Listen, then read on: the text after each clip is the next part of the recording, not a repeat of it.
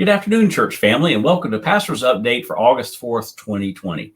Today, I want to take the opportunity to explain to you about a letter that's going to be coming out from the church. You should be receiving it in the next couple of days. I'm also going to be doing an update either tomorrow or on Thursday after our leadership and pastoral team meet tomorrow afternoon to continue to nail down protocols and things that we have to make sure we have in place before we resume service on Sunday morning at 11 o'clock.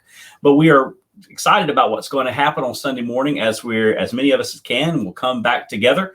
And we thought this would be really kind of a good time because it's kind of back to church, back to school, because many of you know Suwannee County schools will be starting back on Monday, August 10th. So this is kind of taking care of two things as we're coming back together, trying to kind of get a semblance of our new normal, if you will. But I want to talk to you a little bit about this letter that I'm sending out. And if you did not receive a call out this past Saturday, I did a call out, letting everybody know that we would be starting services on Sunday, August 9th. If you did not receive that call out, but you are watching this video, please let the church know to make sure that we have your accurate telephone information. I know a couple of people did not get the call out, and then when we checked the database, the number that we had was an incorrect number. So we want to make sure that we have to keep that database updated as much as possible. So if you've gotten a new phone number or you're using a different phone, please let the church know. If you're thinking, well, I'm not sure, maybe they don't have the right one, err on the side of caution and call the church and let Miss Pauline check and make sure that we have the right phone number in our records for you. Okay. And I'll be doing another call out over the weekend, just kind of reminding everyone again. But the call outs are very short because I only have 2 minutes to say everything. So you can't say a whole lot in those call outs. So that's why these videos and the letter that's going out are very important, because it allows me to talk about a few more things. But I do want to kind of give you a little bit of a heads up as to what to expect on Sunday morning at this rate. First of all, there are some things that we have kind of grown used to as we now live in this COVID-19 culture. Whether we like them or not, these are things that we definitely have to do in order to keep one another safe, keep our family safe, our church family safe, and our community safe. I will go ahead and tell you this. We are kind of tight on some of the guidelines that we're going with, simply because we're trying to be as careful as possible. I know some others in our area have been a little more loose in what they're allowed to do. Unfortunately, we have seen in some cases that has led to a furtherance of infections in our churches and in our community, and also in businesses and things like that, because we have some folks that just will not adhere to what we're being asked to do by the Centers for Disease Control or the CDC. So what we're doing is we're really utilizing CDC guidelines as we are starting up, and we believe it's very important that we start smart. Okay. And I like to go with what Proverbs chapter 14, verse 16 says, and particularly in the Good News translation, it says, sensible people are careful to stay out of trouble, but stupid people are careless and act too quickly. And that's the Bible. That's not me saying that. That's what the Bible said. The word stupid is foolish people, but whatever we want to go with, but we want to make sure that we act very cautiously and very carefully, because although church is starting back, the virus is not over. As a matter of fact, we are really in a continued escalating in our county of the number of cases and the number of deaths, if you've been watching those. Currently today, we have several members of our church family who are very sick with this virus. So this virus is very real. It's affecting children in our church from as young as 1 to as old as 60. So this virus is real. It is active in our church family. So please make sure that you do your due diligence. And that's what we're trying to do as a church.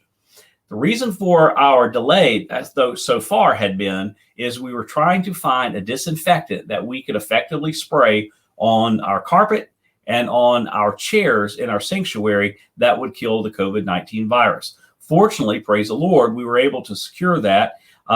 It's very expensive, but we've been able to get it. We've been able to procure enough bottles of it that we feel safe that we can continue moving forward. I ordered another case of it today, and it should be here. It's not on back order, which is good news. That's been one of the problems, is it's been taking 2 or more weeks after an order to get some of this in. So we're trying to stay a little bit ahead on it, because we want to be able to sanitize the facilities as much as possible. So kind of what will Sunday morning look like from this vantage point? First of all, we are requiring face masks. We're requiring double layer face masks. I know some people wear those gator things. If it's single layer, it is not effective whatsoever. It has to be double layer. I was over at the health department yesterday. I talked to some folks there, and they said that you stress the importance of face masks being double layer. So the disposable ones are double layer. Pretty much all the ones I think that have been handmade have been double layer. I know the ones that we have here at the church, they're all double layer. We have masks that have been given to us by individuals who've made them. We also have disposable masks that were given to us by Cheek and Scott Drugs. And then we also have a double layer mask that has been given to us by the Suwannee County Health Department. So we have a stash of masks here, but we're asking everyone to bring their mask, and you will wear your mask while you're in the worship center. Okay. So masks are going to be required. Now, some people may not like that idea, but that's just a stopgap measure that is very, very important. Despite the research that is out there, there's more research that shows the effectiveness of face masks than not wearing one, particularly in a church environment, for 3 reasons. One, some levels of social distancing are kind of hard in a church building. Okay. Ours is a little easier because of the size. 2, everyone is sharing the same airflow. Okay. And that is definitely an issue. And one of the issues that we're taking as a church, a protocol, is sterilizing the best way we can our filters and the ducts within the sanctuary of the church, because the virus does travel through air conditioning systems. That has been proven by over 100 different studies in the last 30 days, to the point it's so significant that about 2 weeks ago, the World Health Organization changed their position, where originally they were saying they didn't think it was transferred through air conditioning systems, to where now there's irrefutable proof that in fact it does. So that's another reason for the face mask. The third reason is we're going to be talking and we're going to be singing. And the more you talk and the more you sing, the more the droplets come out of your mouth. So in order to, additional stopgap measure as that happens are those face masks. So you guys have been wearing them to the stores. I know Publix requires it. Winn-Dixie, our Dollar General up here, Family Dollar. We've been wearing them everywhere else. We need to wear them in church as well. So masks are going to be mandatory. If you come to church without a mask, we can provide one for you.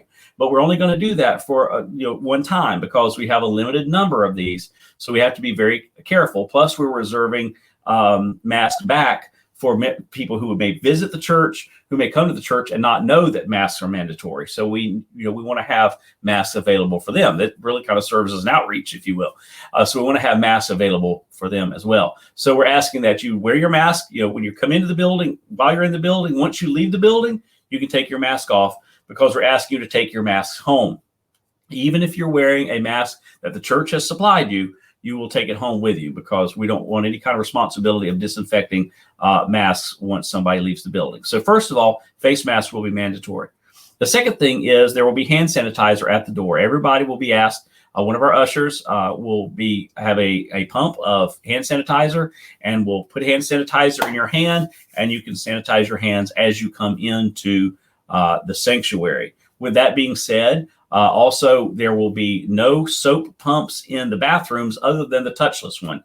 The touchless soap pump will be utilized. We've made sure that we've got ample amount of soap in those, so that there will be no touch point there. Okay. So we ask that if you go to the restroom, please wash your hands. Wash your hands as much as you can for 20 seconds at least. And that was another measure. The third thing is well, technically that kind of is a second and third, is hand sanitizing at the door. And then also, please make sure that you wash your hands while you're in the worship center. If you go to the restroom, or if you just feel like you need to wash your hands, by all means do so. And then fourth thing is we're adhering to social distancing guidelines per CDC. Now, social distancing guidelines are really different from an auditorium setup. I don't know if some of you have seen pictures of places. I don't know, some of you, if you've been to other churches, what they've done, but this is what we're going to do. And this is one of the reasons why it's been very difficult for theaters, movie theaters, those kinds of things to open, is because of, again, the sharing the air issue and how can you manage social distancing. Well, this is how we're going to do it. First of all, based upon the guidelines and the occupancy of our building, we're going to have to keep the occupancy, and this is also explained in the letter. I'm just kind of giving you guys an overview of it.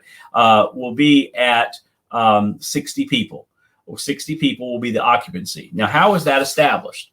Well, first of all, you have to make sure that there are 6 feet of social distancing in a 360-degree direction of a person's body. Okay, so how do you do that? Now, of course, we're expecting families to sit together. So this is what we've done. In keeping with what most guidelines have said, is we're seating 4 people together, and then there are 3 seats that are not available. That produces right at a 6-foot distance, a little less, but right, it's still seen to be effective. And then every other row is unavailable. So when you come into the sanctuary, what you're going to see is there are going to be some rows that are going to have a yellow sign, or orange sign like this on them, that says, for your safety and the safety of those around you, this row is unavailable. So that entire row is unavailable. Now, if that happens to be the row where you've always sat, I'm sorry, you got an opportunity to find a great new place to sit as you come back to church. So that row is unavailable, all right? And the reason that row is unavailable is that it's been established that between the person sitting to your right or to your left, or in front of you or behind you, will be at least a 6-foot distance for social distancing. So every other row will have this orange sign in it telling you that that row is not available. Also, on each row, there are going to be chairs that are not available. So there will be this kind of yellow, greenish, kind of hazard green color that says, for your safety and the safety of those around you, this seat is unavailable. Okay, so what that means is there will be, every other row will be available for you to sit on. And then there will be 4 seats together that you can sit on. Then there will be 3 unavailable, 4 available, 3 unavailable. It kind of creates a zigzag pattern through the sanctuary. And somebody asked, will the whole sanctuary be open? Yeah. If we didn't open up the whole sanctuary for seating, we'd only be able to fit about 25 people in there. So in order for us to maximize the number, which is 60, that's the maximum we can really have in the auditorium at any given time with social distancing guidelines, that look for those placards. So you're not going to have to guess. It's already going to be marked for you. The rows will be marked that are not available. The seats will also be marked that are not available. So when you come in, just find a seat that is available. And if you have a group of 4 or more, we'll try to determine how it is that you would like to space out, because those have been measured out. It took quite a while to measure all of those out to make sure that we had the social distancing there. So masks are going to be mandatory. Hand sanitizing at the door. Hand washing in the bathroom facilities, or as often as you have to. We're only going to be meeting for the worship hour, so you're not going to be in the building that long. So unless you have to go to the restroom, you may not even have to wash your hands. And then also we have implemented the social distancing guidelines in accordance with the CDC for church, back to church setup. I know some people are going to say, well, they didn't do that at this church or that church. My responsibility is not other people's churches. My responsibility is First Baptist Church of Dowling Park. And so with that being said, these are things that we have gone into prayerfully and have done tons of research to make sure that we could start back as safely as possible, as methodically as possible. Now, let me continue a little bit about what this letter is going to say as well. If you are running a fever, this is very important, at all. If you're running a fever, particularly 100.4, or if you have any other symptoms of COVID-19 or any other symptoms, you're running a fever and you're like, oh, well, I don't think I have COVID, but you could have a sinus infection. You could have the flu. We're going to be coming into that season here very, very soon. Go ahead and, please stay home, because we are going to be live streaming just like we have been.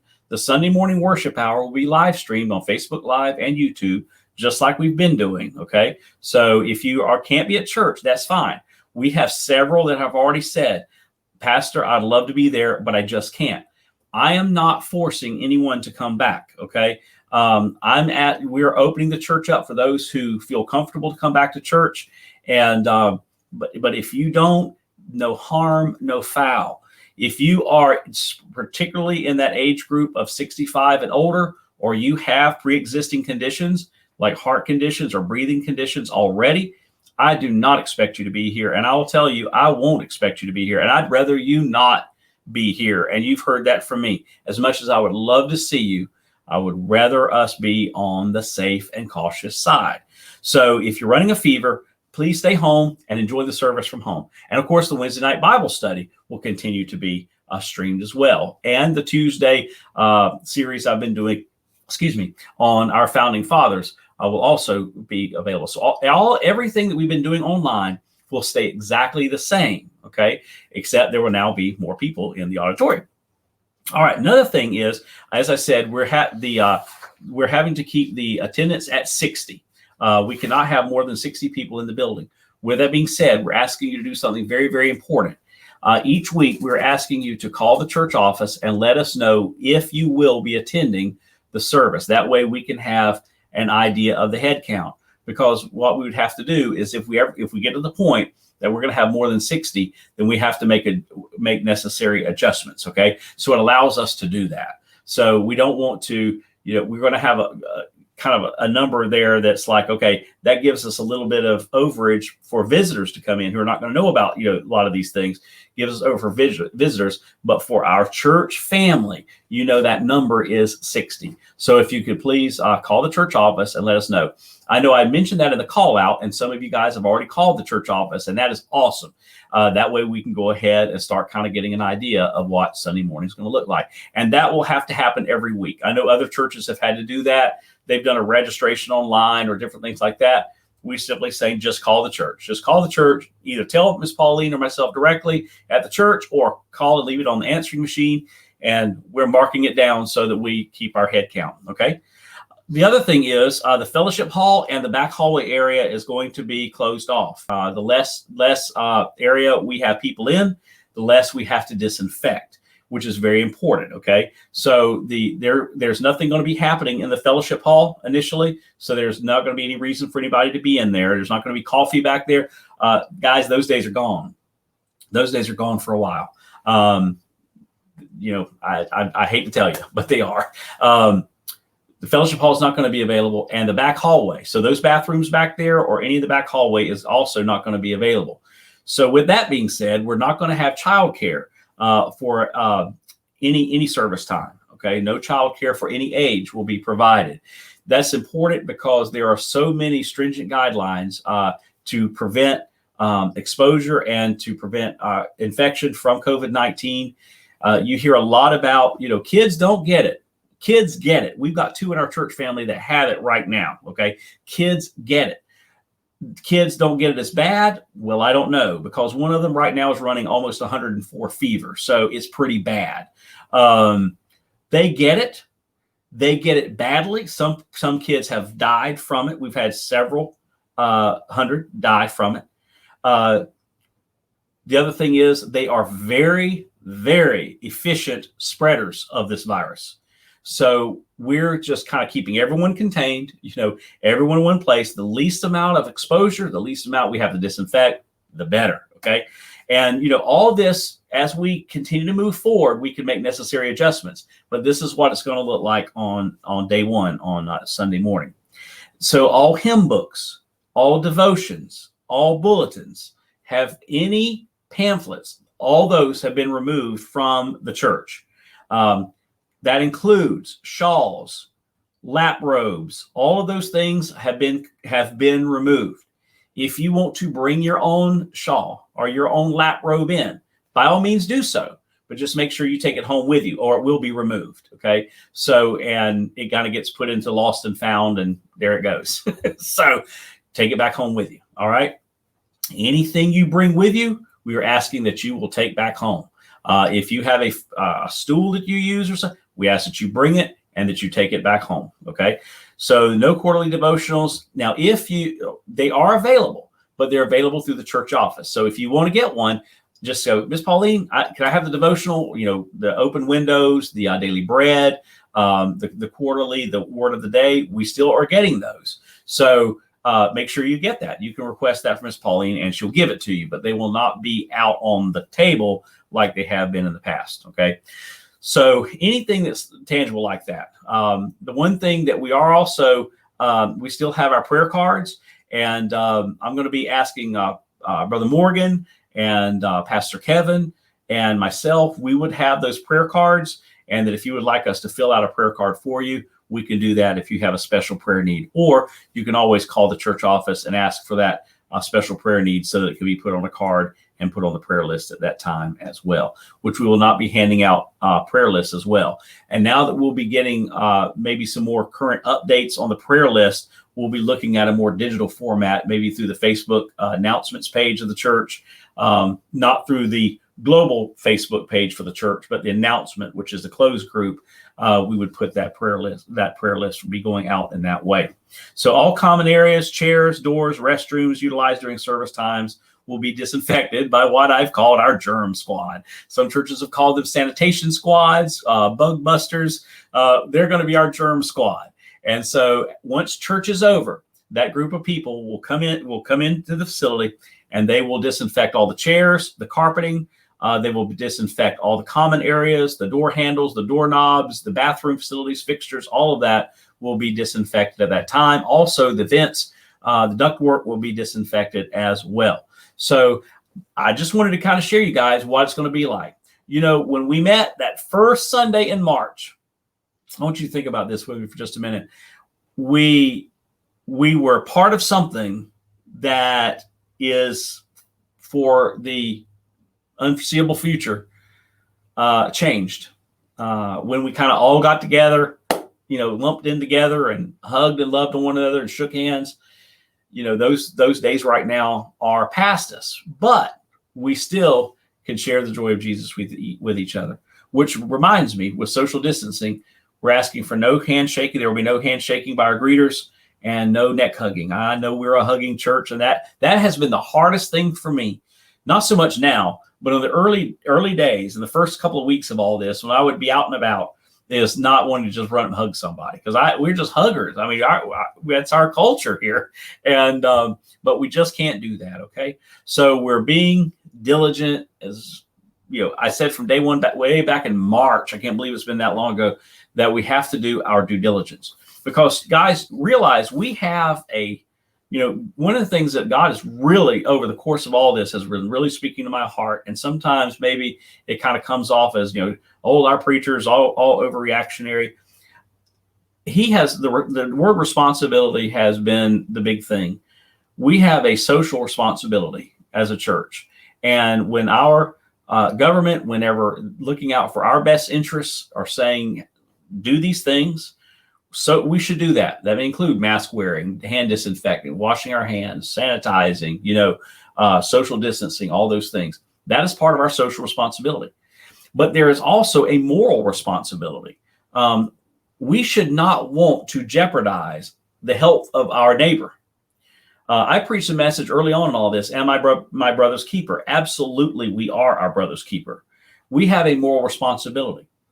There's an idea out there that I've heard from some that, well, you're going to die of something. That's absolutely right. But the Bible is very clear that we don't tempt God as well. So we can't go into this without understanding we have a moral responsibility. We have a moral responsibility to love our neighbors as ourselves. I don't know about y'all. I don't want to get it, so I don't want my neighbor getting it. So I'm doing as much as I can to try to prevent the spread. And I've told people, I'm not saying don't go and do and enjoy your life. But be careful while you're doing it. The other thing is, we have a spiritual responsibility. The people are watching the church. And I had someone just today tell me, well, you know what? I heard all this happen at this church, and now people have gotten sick. What does that say about the church? What does that say about the church?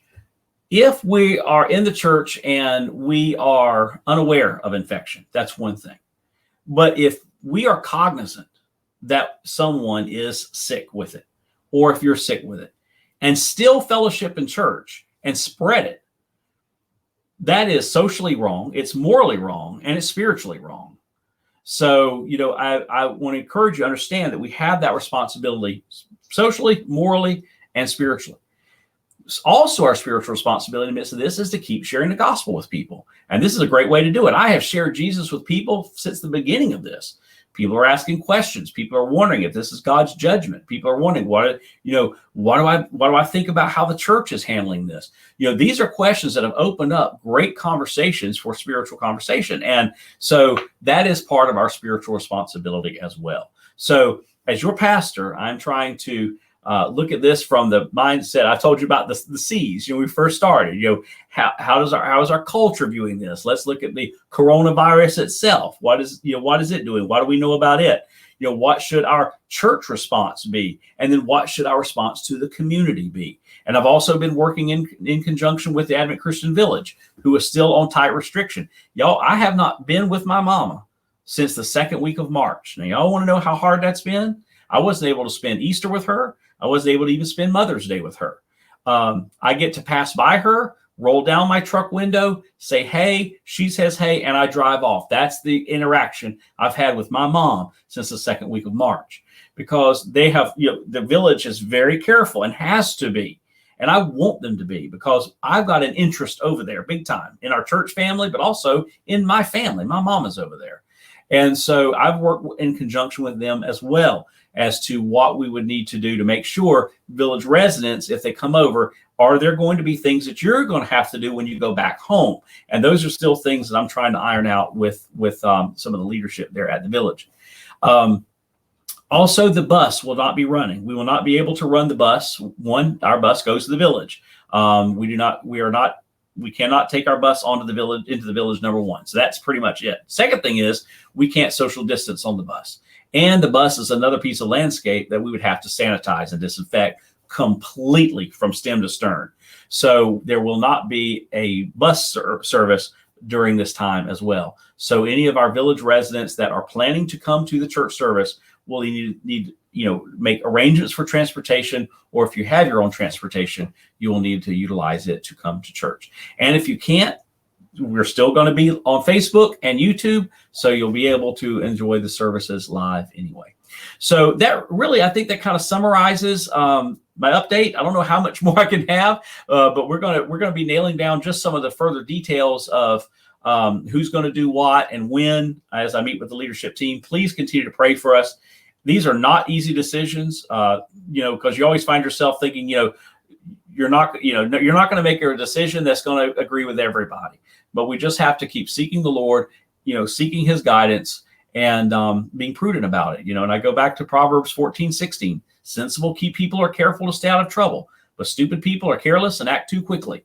So I want us to walk in wisdom as at First Baptist Church in Dowling Park, okay? I want us to be as wise as we can in the Lord and in wise to what's going on around us, So I think that's all for today. Just to kind of give you a glimpse of what Sunday morning is going to look like as we all come together, as we go back to church and back to school. You guys have a great day. I love you, and I'll see you Sunday morning. Bye.